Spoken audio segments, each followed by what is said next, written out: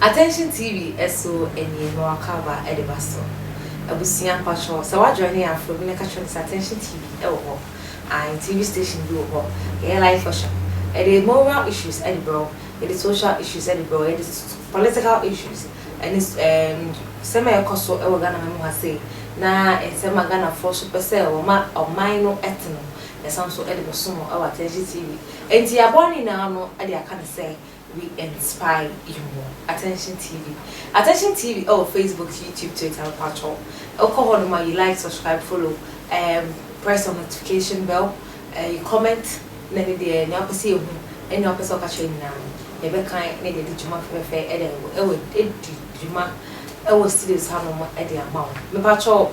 Attention TV, and then the Bible Muslim and a Bessumo, then they come. Elbekaya, and Retro Kakra. Apostle Paul and Apostle Budon call eba studio hono mo edit chire bi edifa gidi wan ni ejidini wan so ni bustuni ensusu ye be anada wo ai on the besume was studio hono say and they didn't to aso and the besume e pese be tenje mo sense monite and they dey to aso e dey amount na ye kan ya ekosi say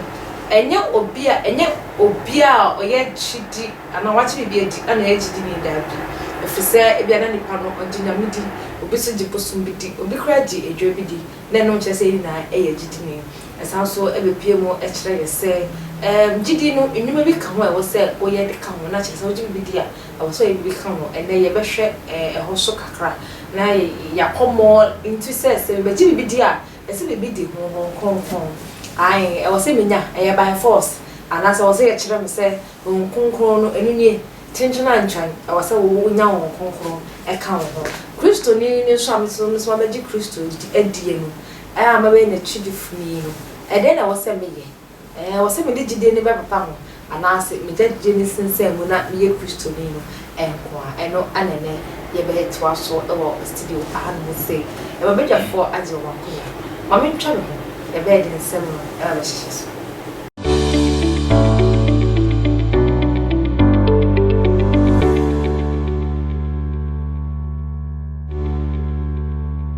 Abusia me das so wunya abre e de twema me twa me ho sema pe e de ebaye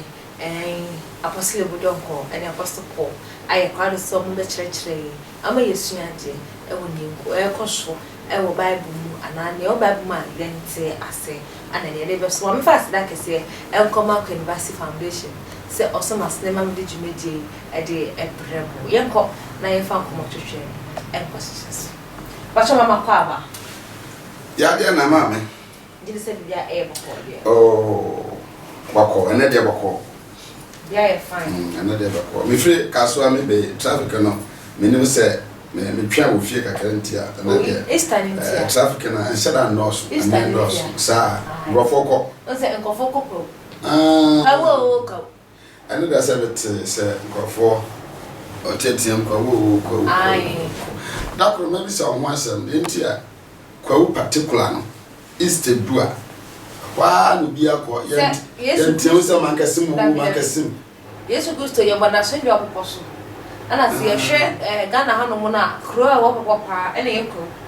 ai me ye ko winien and it say onti asia free never chimi no we studio ha ya Attention TV that is say kwawu ana popo ni bi wo that is say ye ho na ye boy Yesu Kristo asendio na be pole bi wo check kwa udi ye e no ya afaja to be do bure ma ye kura be po ho oh there be say ye kasa ye kofo enu na no resources eni ho amudi bedi be do bure ma po oh resources bi eni ho but say kokwawu a won say kwawu wa kasa be do wo ya o ye say kwawu Yesu Kristo ko no kowu aha ba ya kasa ye nkonko di istanengo me be sa meto asibi eni ti ye kowu ni frise ho no na mpo no timi fumfo anu asane me am ike kwa nko hoda but me ko wi nyen kwa de iste ye ho ana ye kodi mo apa ndi sa so ho ye radio adom ni mo bible bia amen apostle obodon ho na say twem ye gidi wani gidi ni e ba so bia na obi enya video mi bia so obo ne tofa e dia mai yo me das mame ogidi ni obi a waji Yesu Kristo din edi woji Yesu Kristo din dia waba ye Kristo ne ka sa enye obia waji Yesu no ana ye jidini wo be sa jidie mpo ana ba cheche jidie no but sa obi pese omfa no sensible bo kasa me ye jidini a ana no obi a waji Yesu Kristo din no edi so ji Yesu Kristo din di a Onyankopon ma sa ne pa tumi mo ba ye Nyankopon ba Apostle Paul na and the Apostle Godonko actually said yeah ye fansha say every enso so ye pam ben aneda o Kristo ni ene ogidi ni enso so no ya eda o Kristo ni ogidi ni ntem ne se me de magie di ana enso me ye Kristo ni ba ko ne se ogidi a adna wa gie di no o se wotumi ye ho adwuma nti wa ba di Kristo din no edidi a e wo se wotumi nante na kwem wo se Kristo Paul ka se eminye wo Kristo nkyɛn no ɛna mede ma na me nso me hwɛ Kristo ho na mesua nti se mo nso mo hwɛ me Paul ka kyɛ na Korinto fo ne se mo hwɛ me nsua me se dia me hwɛ Kristo ho yɛ den esua no nti ye ka se obi e Kristo ni a wo ba hwɛ Kristo ho de wo sua no wo tutu se dia nana mo no esiti de ya papa kan no nia enya wo hu se wei o Kristo ni ensese anase wo a waji Kristo edi no ensese wo ya ensese wo tu hana no wo hwɛ obi ye wiase ni onfa sorry but o gidi wo bibi mu de o de amfa ho no to nkyɛn obi ye wiase ni onfa sorry na se obi su ye Kristo ni a now say the word Kristo no abaji idin bi aye Jesus Christ anan Yankopon ni din na ode ato no ho so enti wo bi a wo beye bia obi hwe ho na waka say nya wo na wo si wo ye Kristo ni bia now say idin na mama wa pa yemu but wo say difference baby wo ma obi wo ma difference asesa obi so wo ma still now owo wiase no anowo fie no anana braboda dawo sa na braboda dawo eti obi so mu a wa ba fa Kristo aye ne kra ene na agenkwa nso wa ginedi to wa be yo Kristo ni a wa fa Kristo aye ne kra ne na agenkwa that time no ni nyama dadawo ina etwi se na Bible ka chen se wo be ye gidi ni a ti so fa Kristo aye wo kra ne wa agenkwa no nyama dadawo e wo se twem ko nti wo ti Kristo mu ana wo som nyame ne onyoma dada wo ina wo do wo wiase kane ne me wiade bia na me bo adwama bia na me yotrofo bia na me yakokonseni anase me bo abrabo bia na wiase ditu but me be wura nyame mu no e ho nso mbra wo ho nti me yade a nyame ditu mu a e wo ho me yade a nyame ditu mu a eno so wo ho nti se ma je Awurade adidi a ma me ye na wo se make sure se Awurade agi ato okay Apostle Godonko so wa hwencho ho de se dia ini kuma yakan aye aran ba am ka to se yehia se ya na aya adwenkyere na ne awokan na ano sanet se obaji Awurade Yesu di na ma otumi na oba ya na ba eduma wa sese wo ye abaso so bi oba aso me we kurase no me papa de ye tene kurase che papa ti chere me kura ante ho na yete na we sifishia enti baby a kitchen wo no so atena ho na me ye aduane wi a na afred kofi ma so mame fo papa aduane ko na ko fam papa aduane be ba na table bi si wo dada na be di esiso bra na wonyam wo me no na me ma me na yesa aduma na ye wo me a o hwe me a me ne be free ya no ma ba ye oba ama me papa ndi o sa me son me papa ndi me di aduane si table so It may be part of your own jalins who share, no more jalins who share. On jalins who share. On jalins who share, since I get serious. More, why are the power? Indeed, Anapanana, yes, some of the pensio, I win the bucket to lay the serious, you were quite from my dry, the panel by 4 nights, but if you're not just say, I see my sister in more drink a car. And so to somewhere, and you should try a bit, say anything. And you should have been and said, you should be yes, and you should to Guma. I just say one noise we said, you're not friend. And we are the dead. And there we are some boy. Oh, and we are the same, I'm yes, however. Now, maybe your way, one what can say, or those your way, and she said it to the other, and she know away in the answer. And see, Nameson was up on us, and no mamma patata, mammy, and no mamma patomba woman, and no mamma papa maybe I need. And he said, obey your Christian near as also. I is someone. Oh, some Christo. Now I'm on a quatentin. 1 man, Sika. 1 man, Emma. 1 man, a fear, and your dear. 80 say, obey your Christian knee. Nasa say, on some Christa. A boy, on your Christian knee.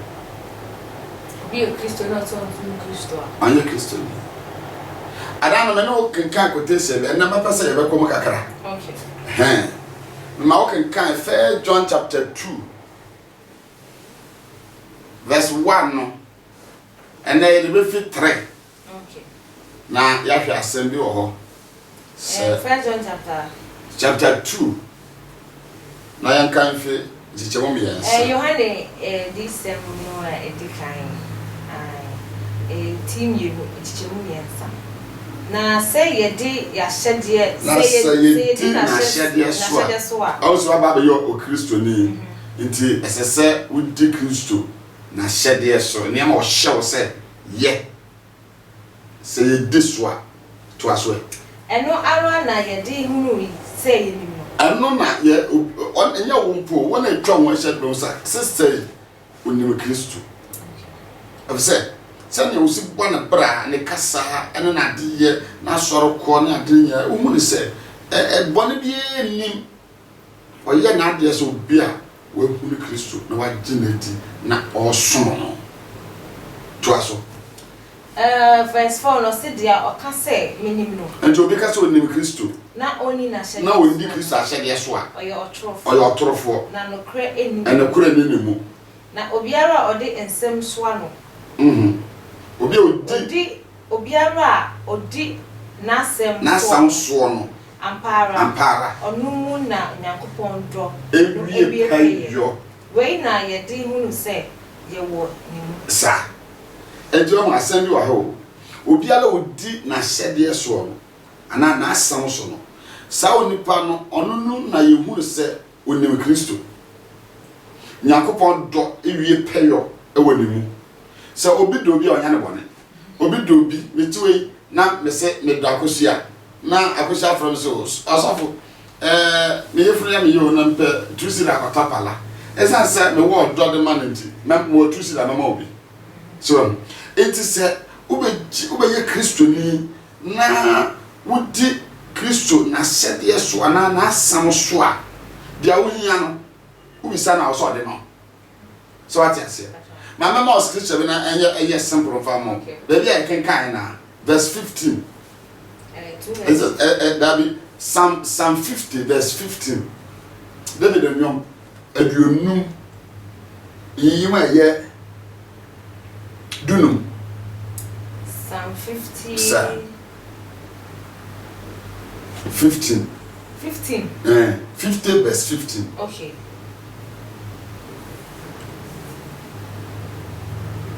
Psalm 50 verse 15. Verse 15 1-5. I say,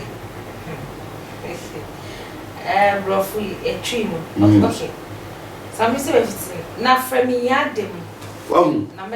So, then I said, yes, what?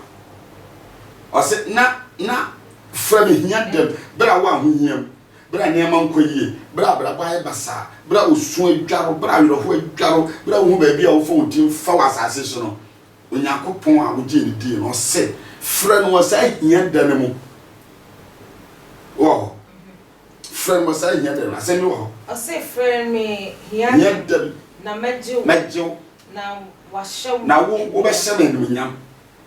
etis we kan say bia na sabe wo yefro na kaka wo e na wo frɛ me se manyas dia wo bi sam ni bi amma wo a